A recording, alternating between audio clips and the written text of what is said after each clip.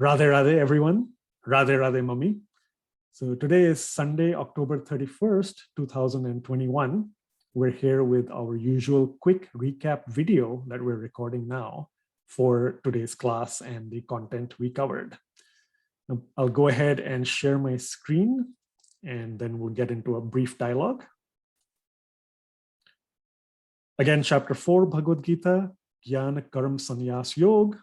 We started out, of course, with some usual quiz questions, saw a different kind for question 1, which is about the enhancements or corrections to be made to a chain. And then question 5, we had some dialogue on forming pairs. So we have that over here with the different bhavs. And in connection with the different bhavs, we also saw a video. A link to that will also be in this document to be sent later. Talks about a question from a participant at a retreat for Swamiji to address on the different kinds of bhavs with examples of real life situations. We then covered, of course, 2 verses, chapter 4, verse 5 and chapter 4, verse 6. I guess, Mummy, I'll ask you first. Is there a word in Sanskrit that you really you would like to get across to everybody today? Well, today is session's word is Yog Maya. That is what I want everybody to understand. And the Sanskrit word for that is Atma Mayaya. Atma Mayaya means by my Yog Maya power. That is what Krishna himself is saying, that I am not an ordinary human being. With my divine power, I take on that personal form with which I leave pastimes for the people on this earth. So this is a very important word. I want everybody to keep that in your dictionary. Absolutely. That is helpful to us. And in fact, Sanskrit, Atma Mayaya, even in English, I would have picked that perhaps as a very important word, Yog Maya. And we'll continue to see that in a lot of the later chapters as well. If I had to pick one in English, I'm probably going to go with omniscient. I know that this has come up before in a previous chapter, before this specific series started, but omniscient again really helps, I think, ground us because we as souls have finite knowledge. God is all-knowing. And in fact, if we go to the commentary for chapter 4, verse 5, Swamiji expands upon omniscient by saying, God is all-knowing, while the soul does not have complete knowledge even in one subject. So that again is a nice contrast because we learned that the individual soul and the supreme soul both have similarities with these aspects or qualities of Sat, Chit, Anand, being eternal, sentient, and blissful. Yet there are so many other differences. God is way more powerful. And I think, as I said again, all-knowing or omniscient, we have just very basic finite knowledge.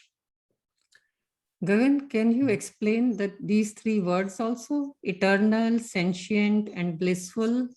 Absolutely. So eternal, in fact, coincidentally, we saw it 1 or 2 classes ago when we talked about perennial wisdom. So that was, I remember, one of the words we covered. Eternal here, everlasting, always there. So the soul, as we saw today, as well as in previous classes, has had innumerable births. We learned today, of course, something about memory. Maybe we'll get to that later. But eternal, again, really talks about an infinite number of lifetimes. So that is always going to exist and always be the case.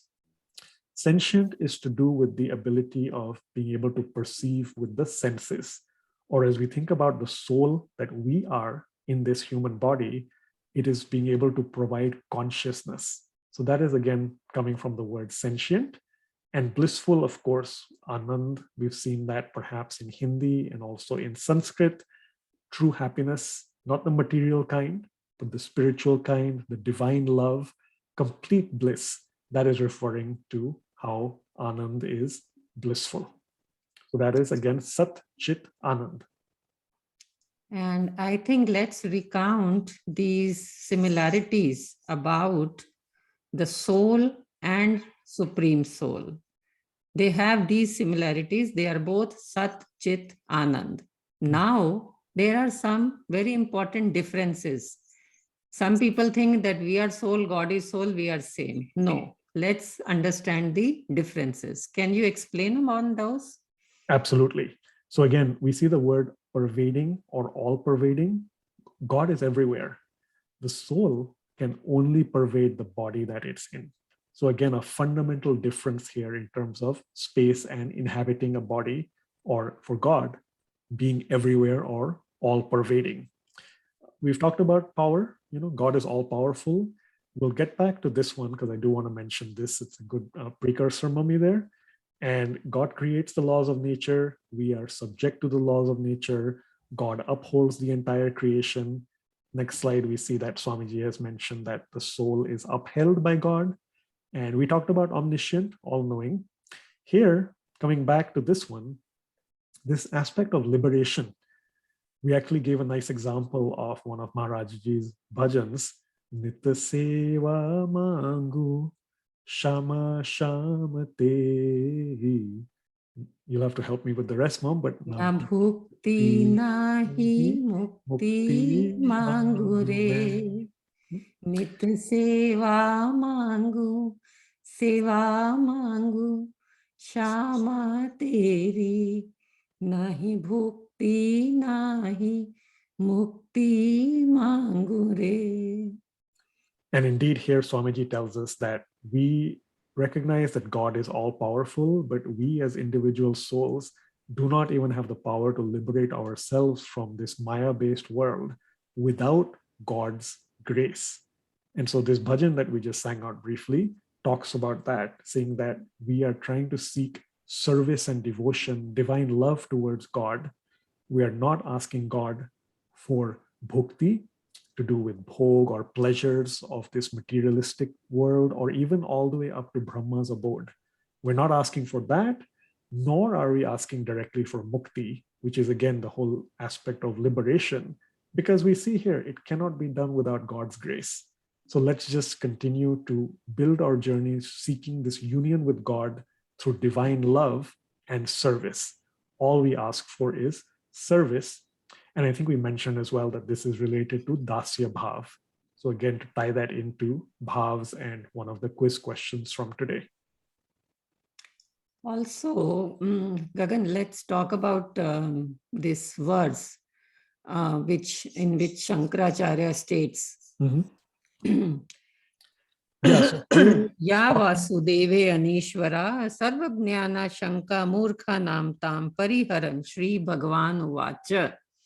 So Krishna himself says that those are the foolish people who have this doubt that there is no God. And Shankaracharya states in Sharirak Bhashya, in verse number 4.5, it's God himself is saying, Shri Bhagavan Uvacha. God himself is saying that those are the foolish people who doubt in God's existence. Absolutely right. This is Shankaracharya's commentary on the Bhagavad Gita for chapter 4, verse 5. And as Swamiji says, I think the right word, refuting the thoughts of foolish people who think or doubt that, Sri Krishna is not God. In fact, doubt reminds me, you had mentioned this in a previous class and in a recap video. Doubt today, we also saw it again as one of the aspects of being an enemy or a challenger of Arjun. So we talked about Arjun being called Parantapa, the conqueror of foes or the subduer of enemies. And from a non-physical sense, such as the warriors on the battlefield, the Kauravas, here now we see an abstract foe, an abstract enemy of Arjun, which is doubt.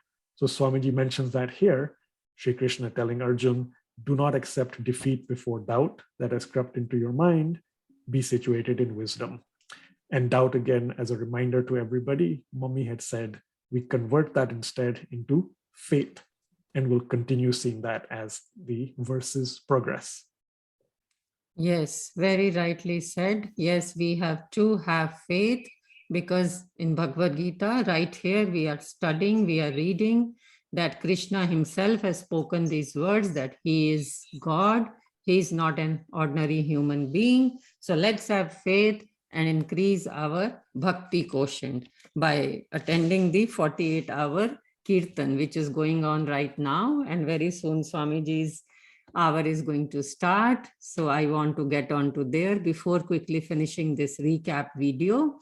So now about the verse number 6, there is another important thing, Gagan, which I want to discuss. It is about this verse from Brihadraranyaka Upanishad. Dve vav brahmano rupe murtamam chaiva murtamam cha. Yes, I could sing it right. Absolutely. Gagan will be happy. Mhm. Yes, so then it says that God appears in both ways, as formless Brahman and as personal God. Murtamam, Chaiva, Amurtamam. And of course, Chaiva, you explained, that means 5, and 5 are the elements. And from 3 elements, the Murtamam is made. That is fire, earth, and water. And there are 2 elements with which Amurtamam, the formless, that is space and air. So very easy to understand this. Absolutely. Yep. Thank you there, Mummy. And I think you also did sing for us another invocation prayer from the Brihadaranyaka Upanishad, which often comes after the Radha Krishna temple satsang or the artis. Yes, very important prayer. And I have been doing that for many years. Om Purnamada Purnamidam Purnat Purnamudachyate Purnasya Purnamadaya Purnameva Vashishyate. Om Shanti Shanti Shanti.